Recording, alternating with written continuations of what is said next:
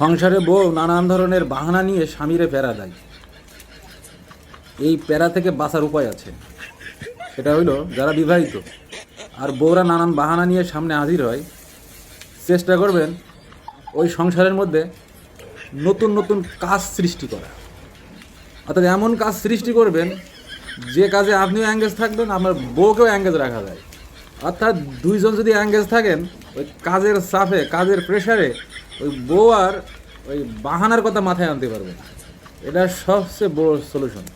আর যদি বউরে অবসর টাইম দিয়ে দেন, তাইলে কিন্তু মাথার মধ্যে গুঁড়ো কৃমির মতন কিন্তু কিরকিরাবে।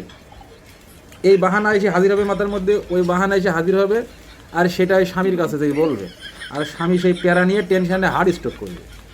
সুতরাং সবচেয়ে ভালো বুদ্ধি হলো সংসারের মধ্যে নানান ধরনের কাজ সৃষ্টি করে রাখেন এবং তাতে বউকে এঙ্গেজ করেন। ধন্যবাদ।